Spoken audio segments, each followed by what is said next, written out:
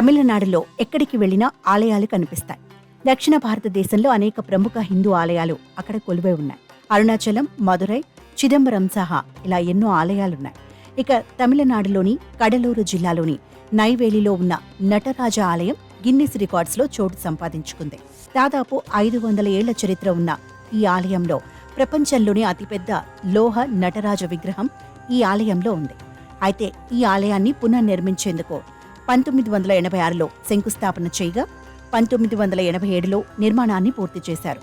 సాధారణంగా ఏ ఆలయానికి వెళ్లినా గర్భగుడికి ఎదురుగా ధ్వజస్తంభం కనిపిస్తుంది.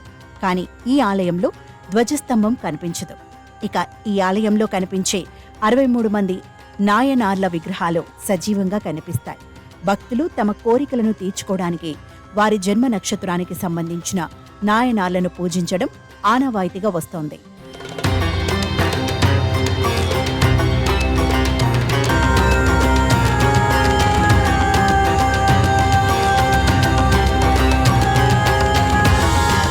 నటరాజ విగ్రహం పక్కన కనిపించే శివగామి దేవిని ఒసై కొడుత నాయకి అని పిలుస్తారు.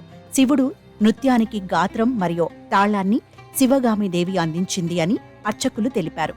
ఇక ప్రవేశ ద్వారం ముందు శివుని విగ్రహం కనిపిస్తుంది. తమిళనాడులో ఎక్కువగా శివాలయాల్లో భగవంతుని ముందు సూర్యచంద్రులు కనిపిస్తారు. కాని ఈ ఆలయంలో సంప్రదాయానికి విరుద్ధంగా సూర్యుడితో పాటు కాలభైరవుడు కనిపిస్తాడు. ఇక్కడి భైరవుడికి దశభుజ భైరవుడు అనే పేరుంది. ఇక్కడ కొలువై ఉన్న భైరవుడు 10 చేతులతో కొలువై ఉంటాడు. ఇక ఈ ప్రాంగణంలోనే శని భగవానుకు చెందిన ఆలయం ఉంది. ప్రస్తుతం ఈ ఆలయ బాధ్యతలను పన్నీరు తిరుమురై వలర్చి కజగం నిర్వహిస్తోంది.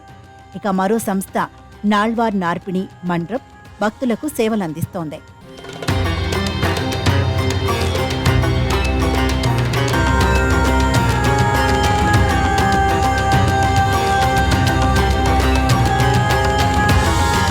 ఇక ఈ ఆలయంలో మరో ప్రత్యేకత ఉంటుంది. నటరాజస్వామి ఆ శివుడికి కోరికలు చెప్పుకునేందుకు ప్రత్యేకంగా ఒక పెట్టెను ఏర్పాటు చేశారు. ఆలయానికి వచ్చిన భక్తులు అక్కడున్న గంటను 3 సార్లు మోగించి కోరికలు రాసిన చీటీని ఆ పెట్టెలో వేస్తారు.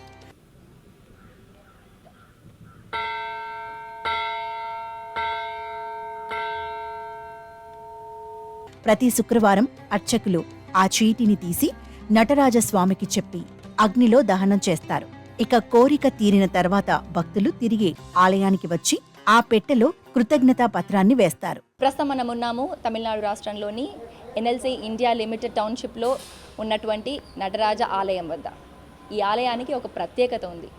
ప్రపంచంలోనే అతిపెద్ద నటరాజ విగ్రహం కల ఆలయం ఇది.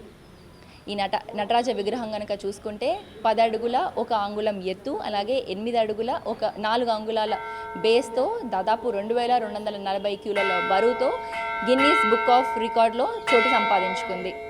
నటరాజ విగ్రహం పక్కకే శివగామి అమ్మవారి విగ్రహం కూడా మనకు కనిపిస్తుంది. ఈ విగ్రహం 7 అడుగుల ఎత్తుతో 750 కిలోల బరువుతో ఉంటుంది. ఇక ఈ నటరాజ విగ్రహం పంచలోహాలు మరియు వివిధ ఔషధాలతో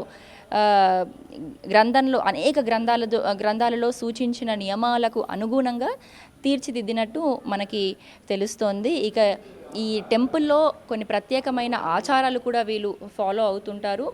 మనునీతి పురాతన ఆచారానికి అనుగుణంగా ఎవరైతే భక్తులు ఇక్కడికి వస్తుంటారో వారందరూ కూడా వారి కోరికలు చీటీలో రాసి ఇక్కడ టెంపుల్కి తీసుకొని వచ్చి 3 ప్రదక్షిణాలు చేసి టెంపుల్లో ఏర్పాటు చేసినటువంటి ఒక బాక్స్లో వారి కోరికలు, వారి బాధలు రాసి ఆ బాక్స్లో వేస్తుంటారు.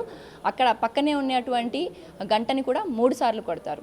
ప్రతి శుక్రవారం ఉదయాన్నే ఇక్కడికి వచ్చేటువంటి పూజారి ఆ కోరికల్ని శివుడి ముందు, నటరాజుని ముందు సీక్రెట్గా చదివి ఆ తర్వాత అగ్నిలో దహనం చేస్తారు అని కూడా చెప్తుంటారు. కోరికలు నెరవేరిన వెంటనే భక్తులు ఎవరైతే ఉన్నారో వారు తిరిగి ఈ టెంపుల్కి వచ్చి వారు కృతజ్ఞతా పత్రాన్ని రాసి నటరాజస్వామి ముందు పెట్టి తిరిగి అదే బాక్స్లో ఆ చీటీలని, కృతజ్ఞతా పత్రాన్ని అదే బాక్స్లో కూడా వేస్తారు అని కూడా ఇక్కడ వస్తున్నటువంటి భక్తులు, పూజారి చెప్తున్నటువంటి విషయాలు. చెన్నైకు 200 కిలోమీటర్ల దూరంలో ఉన్న ఈ నైవేలి లిగ్నైట్ మైనింగ్కు ప్రసిద్ధి చెందింది.